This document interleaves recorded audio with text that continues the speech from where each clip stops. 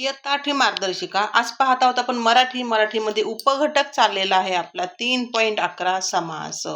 पहा समास काय असतात, तर समास म्हणजे भाषेतील काटकसर. आता जर आपला म्हणत असेल आम्ही आज वनातील भोजन केले, तर आपण काय म्हणतो, आम्ही आज वनभोजन केले. म्हणजे तील हा शब्द आपण त्यातला गाळलेला आहे. पहा, दोन शब्दांच्या एकत्रीकरणास समास असे म्हणतात.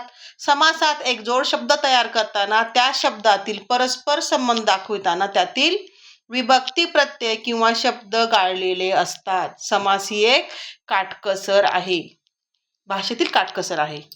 पहा, आता शब्दांच्या एकत्रीकरणाने जो जोड शब्द तयार होतो त्याला सामासिक शब्द म्हणतात. म्हणजे वनभोजन हा झाला सामासिक शब्द. तर वनातील भोजन याला काय म्हणायचं, तर याला म्हणायचं विग्रह. फोड केली त्याला म्हणायचं विग्रह. पहा, समासाचे प्रकार: अव्ययीभाव समास, तत्पुरुष समास, द्वंद्व समास आणि बहुव्रीही समास. आता अव्ययीभाव समास कशाला म्हणायचंय, जेव्हा समासातील पहिले पद महत्वाचे असते व या सामासिक शब्दाचा वापर क्रिया विशेषणासारखा होतो तेव्हा अव्ययीभाव समास होतो. प्रतिक्षण, त्याची काय फोड होते, प्रत्येक क्षणाला. प्रतिक्षण मला तुझी आठवण येते, मी का तुझी मला प्रत्येक क्षणाला आठवण येत होती असं म्हणण्यापेक्षा काय म्हणता, प्रतिक्षण मी तुझी आठवण काढलेली आहे. ठीक आहे. पुढचं तत्पुरुष समास, ज्या समासातील दुसरे पद महत्वाचे असते व अर्थाच्या दृष्टीने गाळलेला शब्द किंवा विभक्ती प्रत्यय विग्रह करताना घालावा लागतो त्यास तत्पुरुष समास असे म्हणतात. तोंडपाठ, तोंडाने पाठ. ने हा काय आहे, प्रत्यय. नेशी निहीशी. पुढचं द्वंद्व समास, ज्या समासातील दोन्ही पदे अर्थदृष्ट्या प्रधान म्हणजे समान दर्जाची असतात त्याला द्वंद्व समास असे म्हणायचे. आणि व किंवा अथवा यासारख्या उभयान्वयी अव्ययाने ही पदे जोडलेली असतात. याच्यात पहिलं पद महत्वाचं, याच्यामध्ये दुसरं, आणि याच्यामध्ये दोन्हीही समान असतात. उदाहरणार्थ पहा, द्वंद्वचं पाप पुण्य, पाप किंवा पुण्य. बहुव्रीही समास पाहतोय, जेव्हा सामासिक शब्दातील दोन्ही पदे महत्वाची नसून दोघं पण काय महत्वाची नाहीत, त्या पदांशिवाय तिसऱ्याच पदाचा बोध होतो. हा सामासिक शब्द त्या तिसऱ्या पदाचे विशेषण असते. हे गाळलेल्या जागेमध्ये विचारतात का विशेषण वगैरे. उदाहरण पहा, लंबोदर. लंबोदर म्हणजे काय, गणपती. हो की नाही, गणपती. गणेशाला काय म्हणतो, लंबोदर. लंब आहे म्हणजे मोठे आहे उदर ज्याचे असा तो लंबोदर. ठीक आहे. आता पाहूया आपण 3.11 सराव संच. माहिती पुन्हा वाचा. पहिला प्रश्न, शब्दांच्या एकत्रीकरणाने जोड शब्द तयार होतो त्याला काय म्हणतात, त्याला म्हणतात सामासिक शब्द. खालीलपैकी कोणत्या समासात प्रामुख्याने विग्रह करताना शब्द किंवा विभक्ती प्रत्यय घालावा लागतो, तत्पुरुष मध्ये. तोंडपाठ उदाहरण पाहिलं आपण, तोंडाने पाठते ह्याचं तत्पुरुषचं. घर जावई या सामासिक शब्दाचा समास ओळखा. घरचा जावई, चा टाकलाय आपण, घरचा चा टाकला, चाची चे हा झाला विभक्ती टाकली आपण, तत्पुरुष समास. खालीलपैकी समास प्रकारानुसार विसंगत पर्याय निवडा. गैरहजर, पावलोपावली, सहकुटुंब, आजन्म. याचं येणार उत्तर सहकुटुंब, कुटुंबाने सह. खालीलपैकी द्वंद्व समास असलेला खालीलपैकी द्वंद्व समास असलेला पर्याय निवडा. बरोबर चाललेलं आहे. प्राप्तधन, घरदार, पानपत्रावळ, भीमार्जुन. द्वंद्व काय, भीम आणि अर्जुन. हो की नाही, भीम आणि अर्जुन. भीमालाही महत्व आहे आणि अर्जुनालाही महत्व आहे. पुढचं, दोनदा जन्मलेला, द्विज.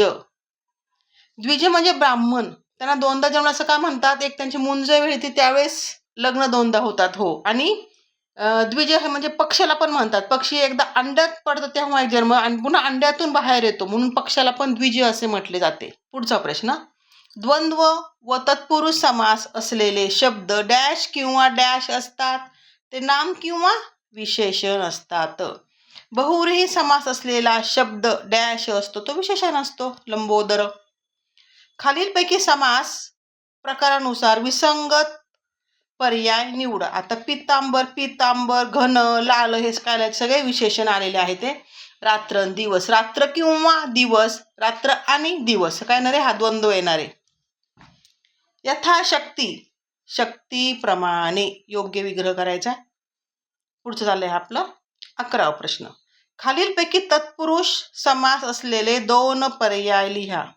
नवरात्रीचा समूह आणि क्रीडांगण, हो की नाही. पुढचं, खालीलपैकी तत्पुरुष समासाचे कोणते उदाहरण नाही असं विचारलंय. कायरा नाही धरधंदा. गत वैभव, काय ना रे, गत वैभव, हे खोडून टाकते मी. पुढचा प्रश्न, सुखद, मनोज, कृतघ्न या समासाची हे कोणत्या समासाची उदाहरणे आहेत. तत्पुरुष. 14वा प्रश्न, पुरणपोळी या सामासिक शब्दाचा विग्रह. पुरण घालून केलेली पोळी. पुरणपोळी, पुरण घालून केलेली पोळी. पुढचं, समास प्रकारानुसार विसंगत पर्याय कोणता. तर राजपुत्र, ऋणमुक्त, राजवाडाच्या 4 किंवा 5 हा काय ना रे, द्वंद्व.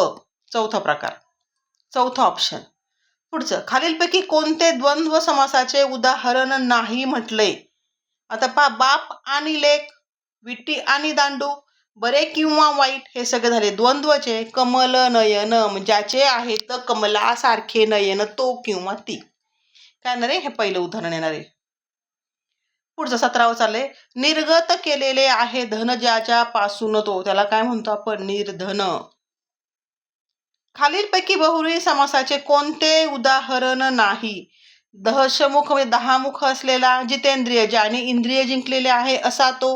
गरुडध्वज ते पण आहे. हे सगळे काय आहेत, हे सगळे बहुव्रीही समास आहेत. कपडा लत्ता येणाऱ्याचं उत्तर येणार आहे कपडा. ते नाही विचारलेलं आहे, प्रश्न नीट वाचायचा. पुढचा प्रश्न, 19वा प्रश्न चालला आपला, दोन्ही पदे महत्वाची नसून त्याशिवाय निराळ्याच पदाचा बोध होतो. कोण असतं, बहुव्रीही.